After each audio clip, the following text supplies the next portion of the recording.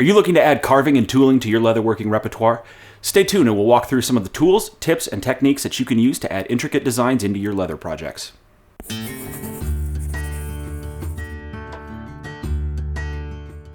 Hey everybody, Josh from Hidden Library Leatherworks here. In this video, we're going to walk through some of the tools and techniques that you need in order to put intricate designs into your leather. This is a piece that I've been working on for a while. This is from a full arm, and you can see some of the results that you can get by adding tooling into your projects. Leather carving and tooling is a process where you take what's known as a swivel knife and make cuts into the leather and then use a hammer and stamps in order to pound that leather down and give it texture and shape, ultimately creating your design. So let's walk through some of the tools that you need. To get started, I would recommend picking up a leather tooling kit. This will typically include a swivel knife as well as 4 or 5 different stamps that you can use to create a wide variety of designs. That is actually how I got started, and to this day I still use a number of those stamps. I'll have links in the description down below for all the tools that I talk about if you want to check them out. First up, like I mentioned, is what's known as a swivel knife. This is a tool that's essentially a blade, an interchangeable blade, on a barrel that has a bearing inside of it that allows you to spin it to allow you to get flowing lines and add curves while you're cutting. There are a number of different blades that you can get to use with your swivel knife. Most commonly what you'll see, and what's included in most starter kits, is what's known as a 3/8 inch straight blade.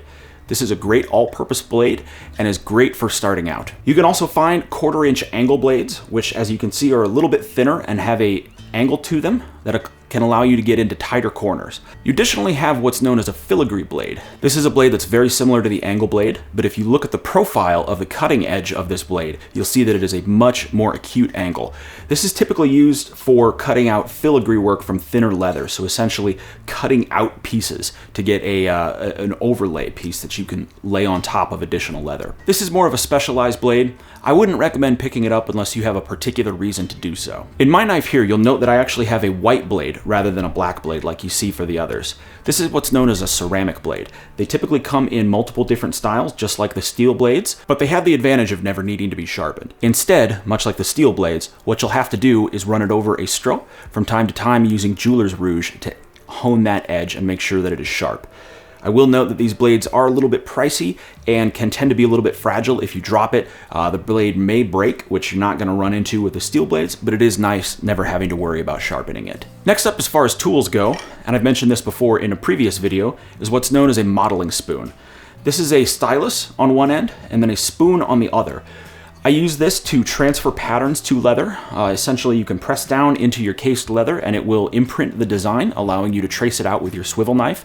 You can also use the modeling spoon end of the stylus in order to smooth out any mistakes that you may have made. You can actually even use it to separate areas and do a little bit of molding and tooling with that modeling spoon as well if you need to. Now, a quick tip about patterns. Once I've printed off or hand-drawn the image, what I like to do is wrap it in packing tape. This allows me to lay the paper down on cased leather or wet leather, and I can reuse that pattern multiple times without needing to worry about the paper ripping through from the stylus or simply falling apart because of the water.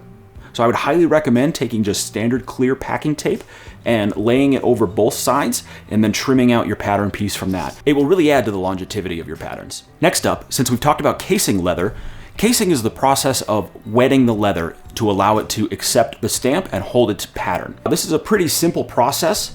There are many different ways to do it. Personally, I find that a spray bottle and a wet sponge is the way that I like to go. Essentially, I will spray the leather, soak it down with the sponge, and repeat this process a few times until I know that the top surface of the leather is saturated through. Next, moving up to stamps, there are several different types of stamps that you can purchase. Most of the time, for most pieces, I typically will only use a beveler and a backgrounder, which we'll talk about in a second, but there are a very, very wide variety of tools that you can get, and you can play around with them to get interesting combinations and patterns into your leather. First up is bevelers. Bevelers, I would say more so than any other stamp, are going to be most important. Bevelers, as you can see, have a beveled edge, and when you hold them straight up and down on your piece and hammer them, they will create a 3D effect to your tooling, which is in essence really the foundation of leather carving and tooling. So I have several of them here. Some of them have a crosshatch pattern, whereas some of them have a smooth pattern on the face. This is all going to translate into your leather. The crosshatch is going to add a little bit more texture and interesting visual effect to the edges, but can be overwhelming depending on the particular piece that you're doing. Additionally, There's what is known as straight-sided and undercut bevelers. As you can see here, this just has a straight edge on the bevel, whereas this particular one flares out underneath. This will actually, when you strike it down, will actually undercut and lift up the opposite side from what you're beveling. My second most used stamp type is what's known as a backgrounder. This is simply a textured stamp that you use to add texture into your background to add an interesting visual element. As you would expect, these come in multiple different styles, different patterns, different shapes and sizes. There are really a lot of these out there. This is one that I actually got in a kit that adds a little stippled design to the background. It looks very nice. But I'm very fond of these tools, which actually technically fall into the category of matting stamps, but you can get them in a much larger size than you can a typical backgrounder. So we'll go through the process of using these when we get to the tooling section. Next up are a few stamps that you'll typically see in traditional Western or Sheridan style carving. We have a pear shader, a cedar, a camouflager, and a veiner. The pear shader I actually find myself using a lot. This allows you to get the effect of shading in your tooling. It's essentially a relatively smooth-sided curved piece, and by hammering and dragging it across, you can actually create a sort of shading effect to your leather. The cedar, as its name implies, was traditionally used to create seeds on flowers and other plants. It gives a decorative edged circle when you strike it, so you can use that very creatively to get a number of different effects. Next up we have the camouflager, which is a scalloped shape with ridges on the top of it. This can be struck at different angles as well as dragged across as you strike it with your hammer in order to create interesting textures and definition to your pieces. Finally, we have what's known as a veiner. This is another piece that you would typically see in floral or traditional style carving. It is a more heavily scalloped piece that has some texture here, and we'll walk through what this looks like in just a moment. Next up, there are all manner of what they call geometric and 3D stamps. Geometric stamps, like these Celtic knotwork patterns that I have here, are typically things that you would use to create some sort of geometric pattern or a border around the images, whereas 3D stamps will be something that will imprint a single image like a tree or an acorn onto your piece. Finally, one of the most important tools that you can have when tooling leather is a rawhide mallet. You can get by with other hammers, but it's important to remember, steel never strikes steel. So don't use a normal steel hammer when you're tooling or you'll ruin your stamps. For this, you can buy poly mallets or rawhide. I would highly recommend spending the extra money and picking up a rawhide mallet. The improved control that you get from a rawhide mallet is well worth the additional cost. Now, like I mentioned earlier, to get started, the first step is casing the leather. This is where we're going to wet the leather so that we can apply our pattern and start to carve it. What I will typically do is wet the leather down with a spray bottle, get a nice even coat on the area that I'm going to tool, and then take my dampened sponge and rub that water in. We're looking for nice even coverage here.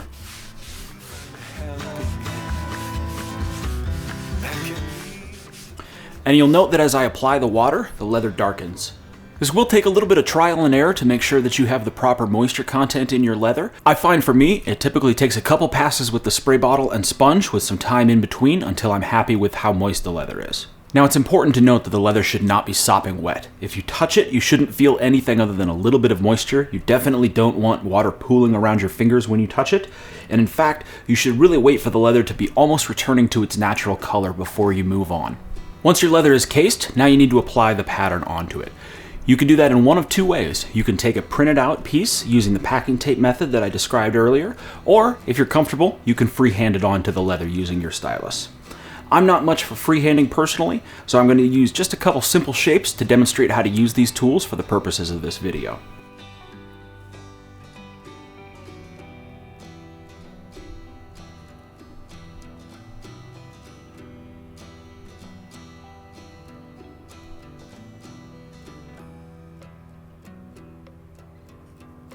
Now that we have the pattern inscribed onto our leather from our stylus, the next step is to take our swivel knife and actually cut the lines in. So like I mentioned earlier, with the ceramic blade, you do need to make sure that you stroke it frequently. So I have here the flesh side of a scrap of leather that I've rubbed with jeweler's rouge to add a little bit of abrasive, and then we'll take the blade of the swivel knife and drag it across. This will hone the blade and ensure that we're working with a sharp blade to get even cuts.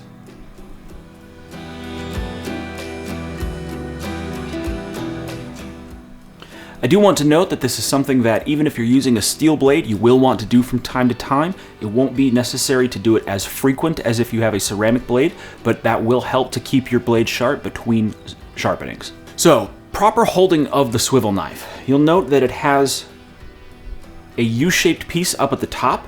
What you want to do is take your index finger and place that right into the center of that, and then use your thumb and your middle and ring finger in order to hold the barrel of the swivel knife. And this will allow you to turn it as you are pulling it.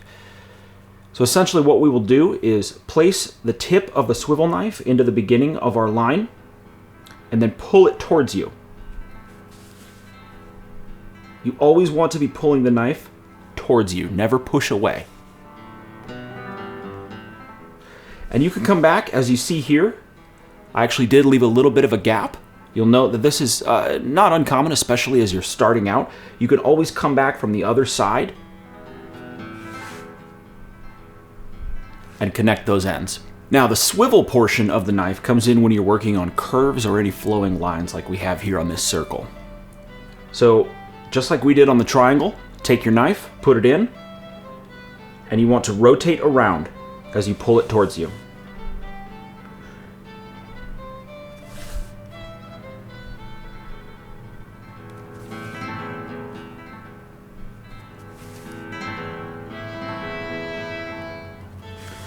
Now, for best results, you ideally want to make as few cuts as possible. So in this case, with the circle, I made that in multiple cuts, but you would really achieve better results if you were able to do it in one fluid motion by rotating the piece and continuing to pull the knife towards you as you went through. Sometimes that's not always possible or practical, but you can still get good results by not doing that. However, if you're looking for the best possible results, try to keep your cuts as smooth and flowing as possible. Once we have our swivel knife cuts made, our next step is beveling. Like I mentioned earlier, beveling is really the foundation and what sets us up to get that nice 3D image in our leather. Beveling should be the first stamp that you apply. With a beveler, you want to make sure that you're always holding it as close to vertical as possible. You'll note that there is a beveled edge and a straight edge. So think about the direction and the levels if this were a 3D piece that you're going for. There is a difference between beveling on the inside and the outside, and I'll demonstrate some of that here. So you want to line up the beveler on the outside of your piece or on the inside, depending on what effect you're going for. Make sure to hold it steady. Once you've lined your beveler up on your cut, you're going to want to take your mallet and start delivering even and consistent strokes down onto the tool. As you move it along, you're going to want to try to walk the tool along and be as even as possible. This is going to prevent seeing the individual strikes in the leather.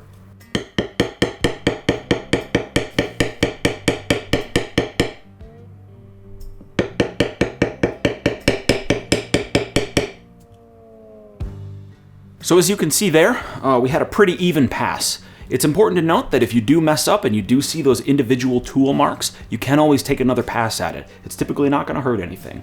One thing that you do want to watch out for is that you want to make sure that you keep the edge of the beveler riding right along inside the groove that you made with your swivel knife. This will prevent you from potentially ruining the tooling. So to continue on, we're just going to reset along the other side and continue on.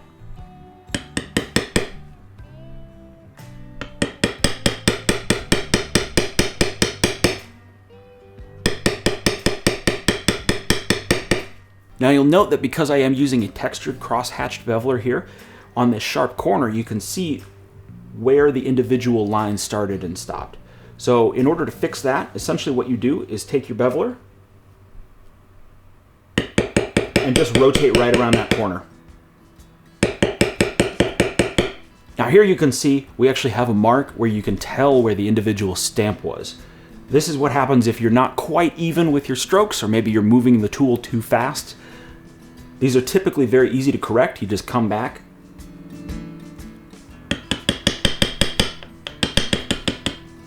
and try to be very even as you move across it. So we'll go ahead and continue this piece along.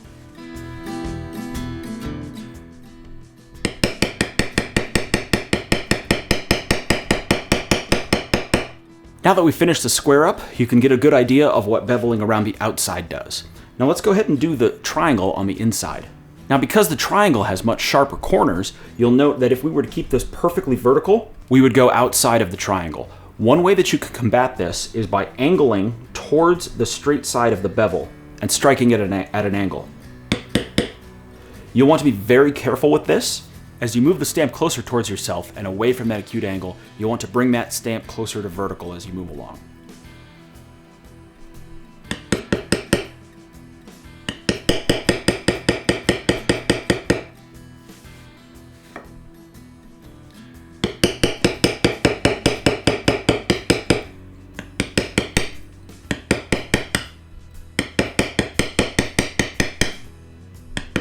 Now, if you should happen to make a mistake while beveling, and for example, I'm going to keep this tool vertical while I strike it on that acute angle, you can see that we've actually gone well over our line. And this is a pretty extreme example. Typically, you would recognize it before you get to this level. But you can take your modeling stylus and you can try to correct that as much as possible. By pressing down on the leather, sometimes you can smooth out the edges. And like I said, this was a pretty extreme example, so I may not be able to get perfect results from this because I did hit it pretty hard. But you can often smooth that out, and with another application of beveling, we may be able to salvage this.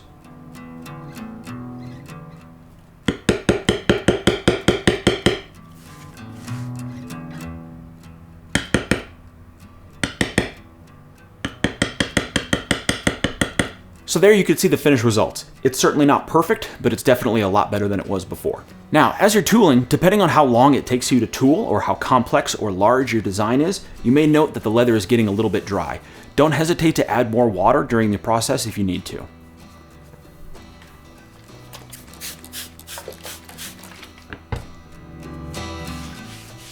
Next up, we have backgrounders and matting tools.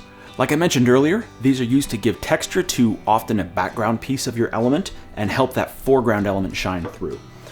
For this, I'm going to be using one of my favorite tools, which is this large matting tool. I'll leave a link to the description, just like the rest of these down below, if you want to check this particular one out. But essentially, you just strike this, and it will give that texture. Now, in order to ensure that you have a randomized pattern that does not look like you simply struck a stamp over and over, what I like to do is between each strike, I will rotate the tool a little bit.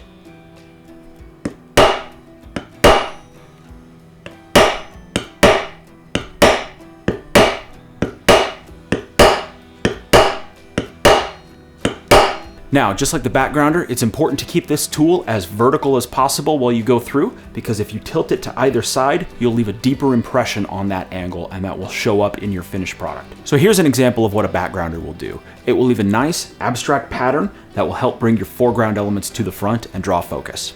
Next up, just for demonstration purposes, I'll walk through some of the other stamps that we have here. First up is the pear shader. Now, like I mentioned earlier, the pear shader can be used to add depth and shading, or the illusion of shading, to your pieces. This is used much like the backgrounder, except you don't have a line to go off of. And unlike the backgrounder, you do want to angle this one.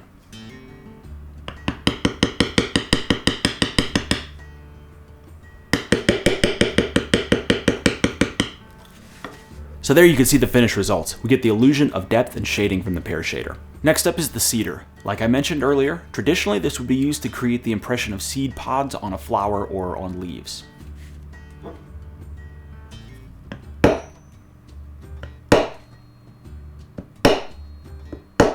And here you can see the individual results of the cedar. We have the cedar by itself, as well as populating the inside of that circle to give the illusion of seeds within a flower. Next up is the veiner. I typically don't find much use for this in the kind of tooling that I do. However, if you are doing any sort of floral carving, you may find some use with this.